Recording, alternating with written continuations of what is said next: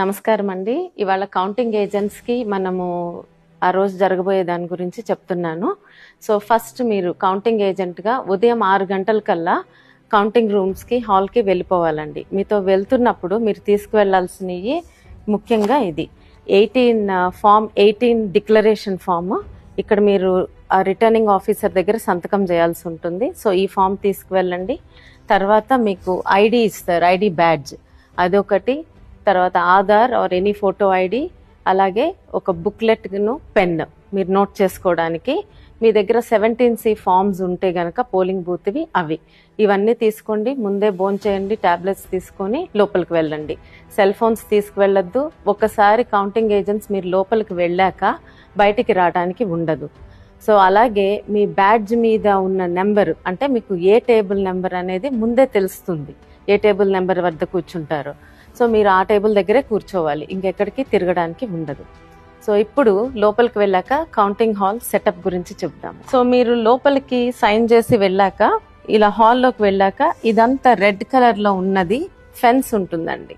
అంటే దీని లోపల ఓన్లీ ఎలక్షన్ కమిషన్ అపాయింట్ చేసిన వ్యక్తులు మాత్రమే ఉంటారు. మీరు కౌంటింగ్ ఏజెంట్గా కూర్చునేది ఈ ఫెన్స్ బయట. ఇక్కడ చైర్స్ ఉంటాయి మీకు.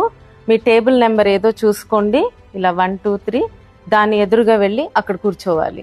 సో ఫస్ట్ రోలో జాతీయ పార్టీలకు సంబంధించిన వాళ్ళు కూర్చోవచ్చు, సెకండ్ రోలో స్టేట్.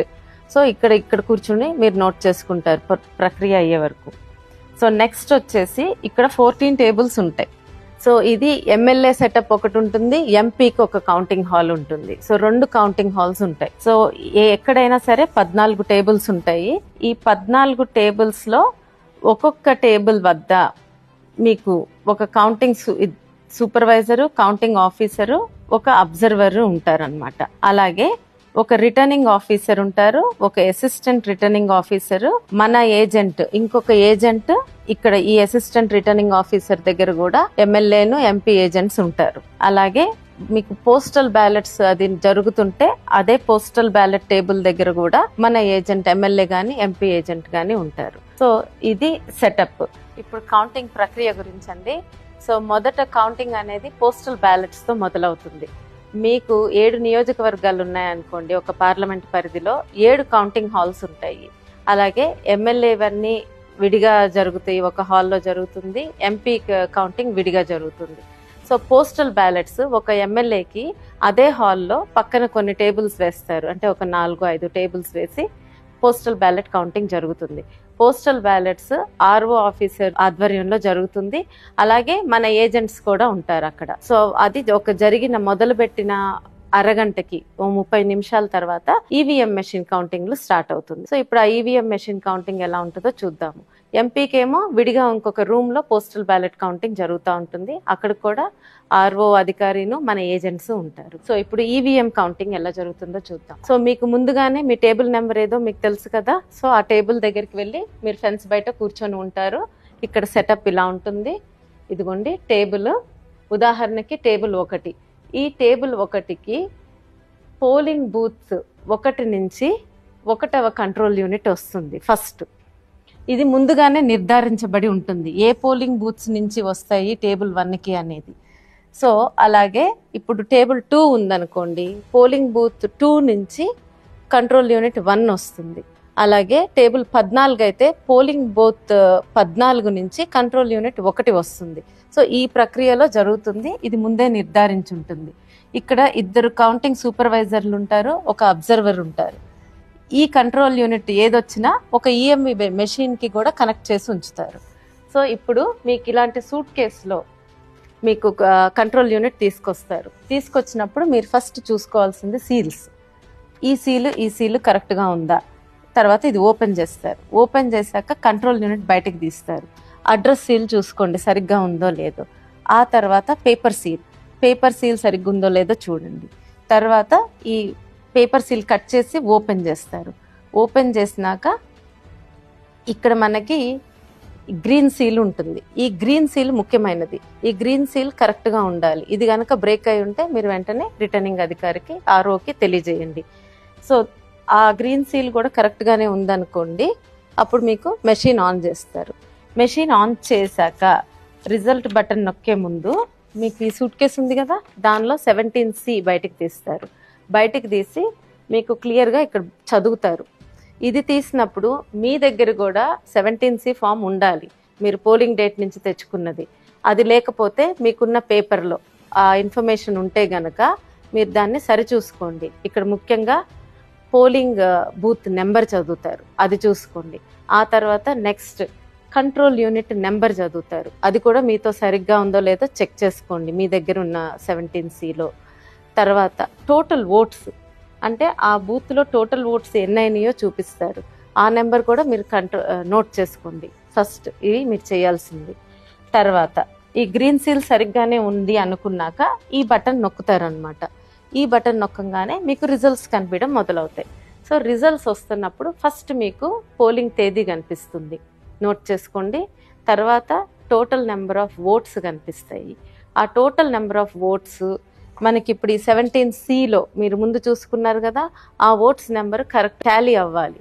ఒకవేళ అది టాలీ అవ్వలేదనుకోండి, వెంటనే ఆర్ఓ ఆఫీసర్కి తెలియజేయండి. అప్పుడు టాలీ అవ్వకపోతే ఆయన వచ్చి ఆ మెషిన్ని మళ్ళీ పక్కకు తీసుకువెళ్తారనమాట. తీసుకువెళ్ళి మీరు ఆ రౌండ్ ఖాళీగా ఉంటారు. తర్వాత ఈ రిజల్ట్స్ స్టార్ట్ అవుతాయి, కనిపించడం స్టార్ట్ అవుతుంది మీకు. ఆ క్యాండిడేట్ 1, 2, 3 నోటా వరకు రిజల్ట్స్ డిస్ప్లే అవుతాయి. మీరు ప్రతిదీ మీ క్యాండిడేట్ది ముఖ్యంగా చూసుకొని అన్నీ నోట్ చేసుకోండి, నోటాతో సహా నోట్ చేసుకోండి. ఇవన్నీ ఏం ప్రాబ్లం లేకుండా జరిగిపోతే మీరు నోట్ చేసుకుంటున్నట్టే ఈ కౌంటింగ్ సూపర్వైజర్ కూడా 17C పార్ట్ 2 ఫిల్ చేస్తూ ఉంటారు, మీతో పాటు అన్ని రిజల్ట్స్ నోట్ చేస్తారు. మీకు ఒకవేళ రిజల్ట్స్ మళ్ళీ చూడాలనుకుంటే రిటర్నింగ్ అధికారిని అడిగితే ఆర్ఓని మీకు మళ్ళీ రిజల్ట్ బటన్ నొక్కితే మళ్ళీ అన్నీ కనిపిస్తాయి. ఒకవేళ ఇదంతా సవ్యంగా అయిపోయింది, అందరూ అగ్రీ అయ్యారనుకోండి, ఒప్పుకుంటే మీకు కౌంటింగ్ సూపర్వైజర్ 17C పార్ట్ 2 సంతకం పెట్టమని అడుగుతారనమాట. సో దానిలో మీకు ఆ కంట్రోల్ యూనిట్ నెంబర్ కూడా రాసి, అవును ఇది ఇదే కంట్రోల్ యూనిట్లో జరిగింది కౌంటింగ్ అని చెప్పి మీరు సంతకం పెడతారు. అందరూ సమ్మతమే అయితే ఆ పేపర్ తీసుకెళ్ళి కౌంటింగ్ సూపర్వైజర్ ఆర్ఓకి అందజేస్తారు. ఆయన అది కూడా సరి చూసుకొని కరెక్ట్గా ఉంటే మైక్లో అనౌన్స్ చేస్తారు. బోర్డు మీద కూడా ఈ రిజల్ట్స్ అన్ని డిస్ప్లే చేస్తారు. ఇదంతా జరిగితే ఒక రౌండ్ ప్రక్రియ కంప్లీట్ అయినట్టు. సామాన్యంగా ఈ రిజల్ట్స్ అనేది 2-3 నిమిషాల్లో అయిపోతుంది, కానీ ఈ చెకింగ్ అంతా అవ్వడానికి మినిమం అరగంట పడుతుంది. సో దాంతో ఒక రౌండ్ అయినట్టు. ఆ రౌండ్ అయిపోయాక నెక్స్ట్ ఈ అనౌన్స్ చేసిన పేపర్ ఈ 17C పార్ట్ 2ని ఇంకొక ఆఫీసర్కి ఇస్తారు. అది ఫామ్ 20లో ఇదన్నీ భద్రపరుస్తారు.